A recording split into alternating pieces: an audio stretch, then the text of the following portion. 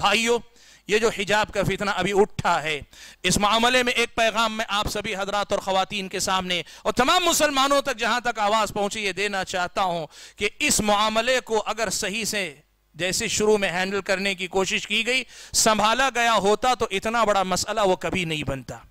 मैं आपको बताना चाहता हूं, इसे सियासी रंग देने में, इतना बड़ा मसला बनाने में गैरों का तो हाथ है ही, उसमें कोई दो राय नहीं। हम बात कर रहे हैं तो उनका मामला घटा नहीं रहे, वो तो हैं फितना पैदा करने के लिए, वो हैं मुसलमानों के पीछे पड़े हुए चंद शरपसंद लोग, वो हैं। लेकिन सवाल ये है, हमारे अपने लोगों ने इसे सियासी मसला बनाने में कितना किरदार अदा किया, इस मसले को हमें सोचना चाहिए। मैं आपको बताऊं, तातारियों का फितना जो आया वो पता है क्या है? अल्लाह के नबी सल्लल्लाहु अलैहि वसल्लम की एक हदीस है, कहा अल्लाह के नबी सल्लल्लाहु अलैहि वसल्लम ने कि तुर्क के लोगों को तुम छोड़ दो जब तक वो तुम्हें छोड़े, यानी उन पे हमला करने में पहल ना करो। ये अल्लाह के नबी सल्लल्लाहु अलैहि वसल्लम का हुक्म था। तातारी उसी तुर्की नस्ल से लोग थे।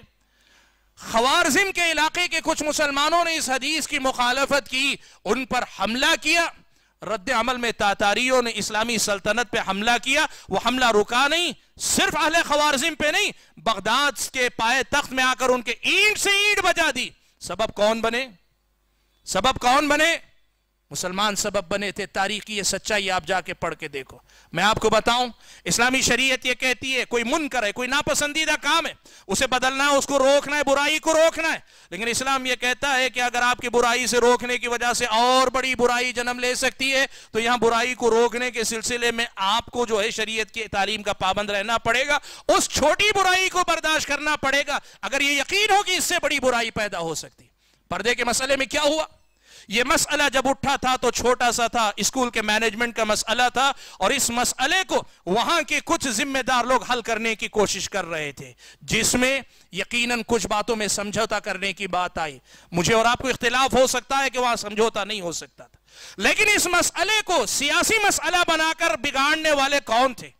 कुछ तंजीमें थी, कुछ नौजवान थे जिन्होंने इस मसले को सोशल मीडिया पे लाया, हफ्ता 10 दिन तक बिताया, उन बच्चियों की मजलूमियत का सियासी अंदाज में चर्चा किया। नतीजा क्या हुआ? आज ये सूरत हाल है कि पूरे मुल्क का मसला पूरी दुनिया के सामने है, और अगर पाबंदी लगी 5 से 6 लड़कियों तक, जो शर्त, हम खैर नहीं कह रहे हैं, ये नहीं कह रहे हैं कि जो बहुत अच्छा था, वो शर्त था, उसे रोकने के लिए 10 तदबीरें आप कर सकते थे, लेकिन 5 से 6 लड़कियों के मसले को जब हमारे लोगों ने सियासी रंग दिया तो आज ये सूरत हाल है। हो सकता है पूरे मुल्क के कॉलेजों के अंदर पर्दे पर पाबंदी लग जाए।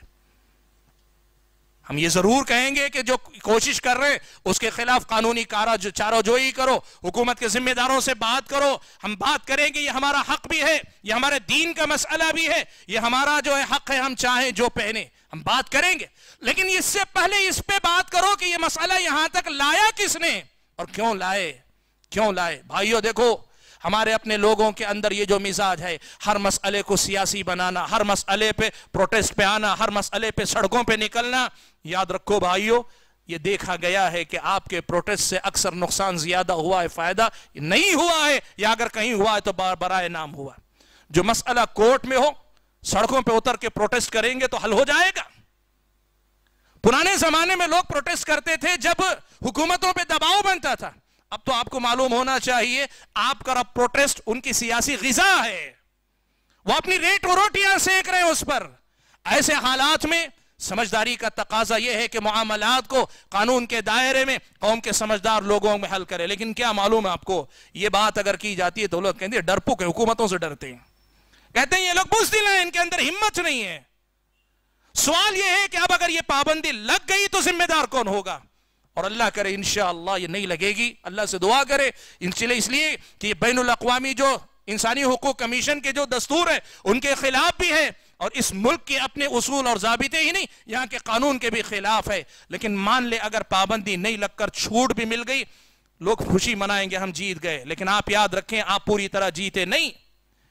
इस एक मसले ने यूपी के पूरे इलेक्शन के अंदर उनको इतनी गिज़ा फराहम कर दी कि आप इस मसले में जीत कर भी बहुत बड़ा नुकसान आप उठा चुके हैं। इन मामलात को समझें, जो उलमा जो जिम्मेदार, उस पर क्या है, उलमा बयान क्यों नहीं देते? आपके बयान से कुछ बदलने वाला है?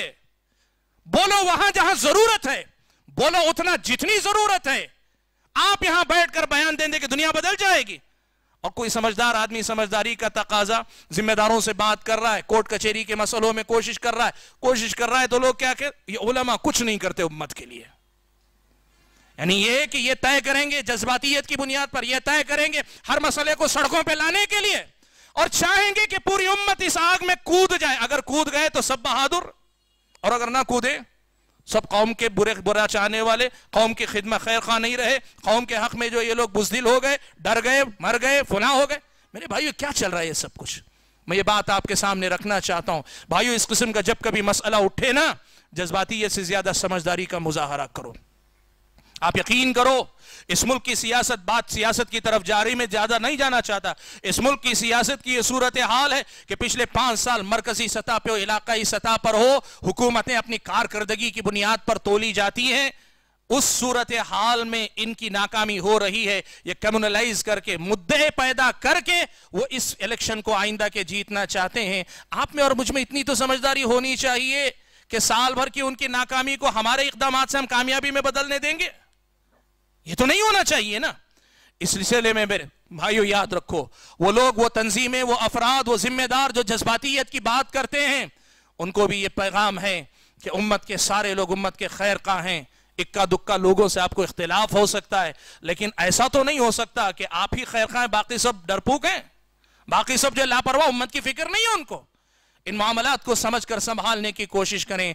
और एक बात कहकर आखिरी में मैं जिक्र कर दूं कि एक बड़ी बात ये भी सामने आ रही, बहुत सारे लोग ये कह रहे हैं कि लड़कियों के लिए अलग से हमारे कॉलेजेस होने चाहिए, फला होने चाहिए।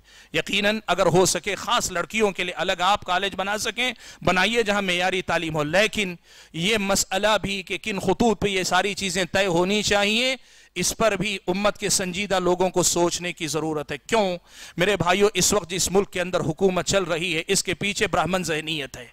और ब्राह्मण ज़हनियत पुराने जमाने में शूदरों को दबाकर, शूदरों को अपना मुखालिफ बनाकर जिस तरह हुकूमत करती थी, आज मुसलमानों को चारा बनाकर हुकूमत करना चाहती, और दुश्मनी के नाम पे मुसलमानों को जो मेन स्ट्रीम है, असल जो कौमी धारा है, उससे अलग कर देना चाहती है।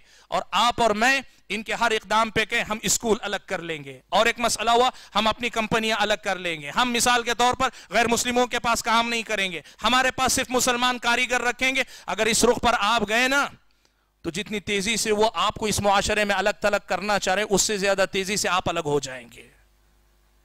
सोच समझकर उम्मत के जिम्मेदारों को करने दें। हमारी कौम का बड़ा मसला यह है कि आज फेसबुक, व्हाट्सएप और यूट्यूब मिल गया है। क्या है? कुछ नहीं, लिखने के लिए 2 मिनट चाहिए। फेसबुक पे बैठ के कमेंट कर दिया, व्हाट्सएप पे कुछ लिख दिया, यूट्यूब पे कोई वीडियो बनाकर डाल दिया, बात खत्म।